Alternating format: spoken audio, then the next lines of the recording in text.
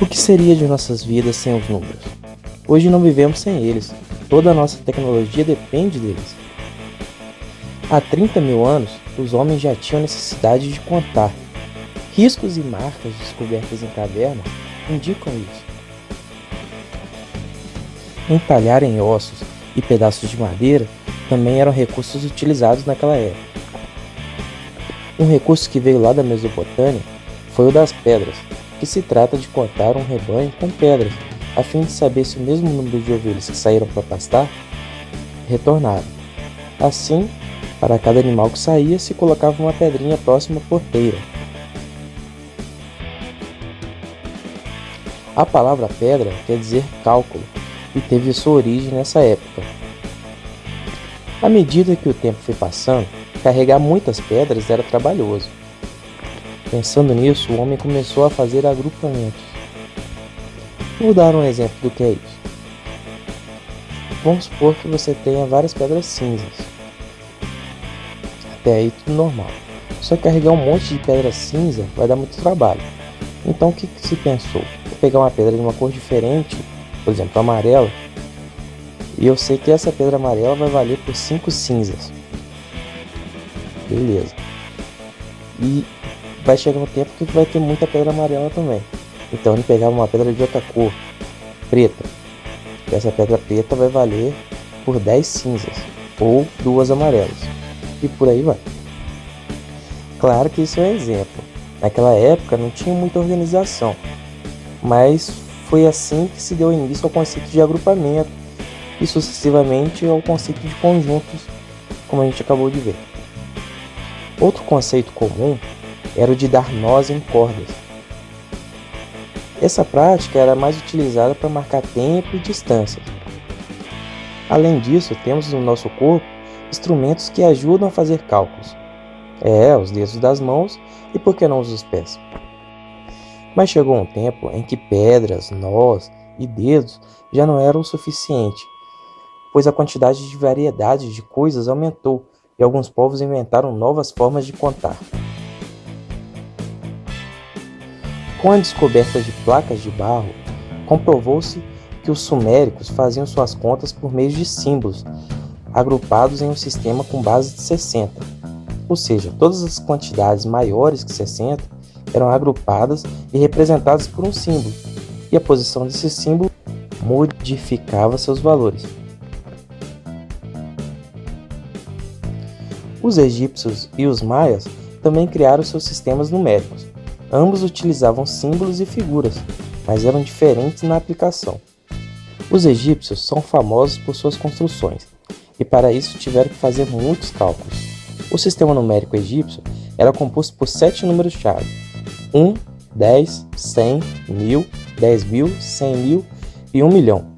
Sua base era 10, sendo assim, era um sistema decimal. Já os maias utilizavam apenas 3 símbolos: uma concha, um ponto e uma barrinha, e utilizava a base 20.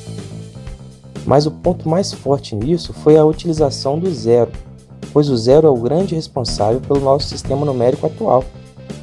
A sua posição na escrita dos números ajuda no princípio multiplicativo. Bem, vamos ver o que é um princípio multiplicativo. Veja só, o número 182. Cada algarismo representa um produto de acordo com a sua posição. O 1 é igual a 1 vezes 100, centena. O 8 é igual a 8 vezes 10, dezena. E o 2 é igual a 2 vezes 1, unidade. Ou seja, cada número representa um produto de acordo com a sua posição.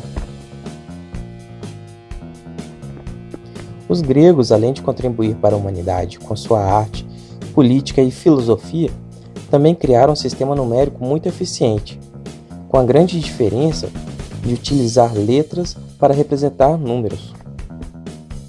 Mas além dos gregos, surgiram os romanos com suas táticas de guerra. Eles dominaram rapidamente as terras e assim a civilização grega deu lugar ao seu império. Com todas essas conquistas, certamente eles tinham muitas contas para fazer e criaram uma forma eficiente de representar os números. Os romanos usavam letras também, mas eram apenas 7. I era igual a 1, V igual a 5, X igual a 10, L igual a 50, C igual a 100, D igual a 500 e M igual a 1000.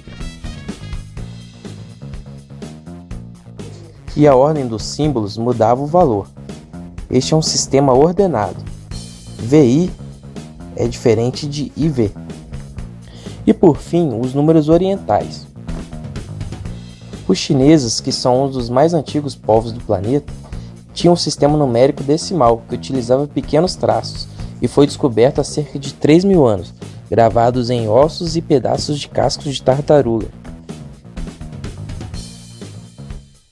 No sistema numérico indiano, que é a origem do nosso sistema atual, já se utilizava o zero, que no início era representado por um ovo de ganso. Com a utilização do zero, o sistema precisava apenas de 10 símbolos para representar qualquer quantidade. Esse sistema se espalhou e logo chegou à Europa, e de lá para o mundo, deixando impressionado muitos sábios e matemáticos da época. Esse que tem como nome Sistema Indo-Arábico, pois foi criado pelos hindus e divulgado pelos árabes. Os números que usamos hoje já eram utilizados nos números hindus: 0, 1, 2, 3, 4, 5, 6, 7, 8 e 9. Esses números, sendo colocados em posição diferentes, assumem valores diferentes, como o caso do número 1 nesse exemplo. O número 1 recebe o valor de 1 vezes 1, que é igual a 1. O número 1 recebe o valor de 1 vezes 10, que é igual a 10. O número 1 recebe o valor de 1 vezes 100, que é igual a 100. Além de ser mais fácil por possuir uma quantidade pequena de símbolos, o sistema indiano permite calcular rapidamente. E assim se formou os números que utilizamos hoje em dia, vendo que o ser humano, graças à sua necessidade de contar, criou diversas formas de fazer isso. Se você gosta de histórias interessantes, vou te dar uma dica. Se inscreve aqui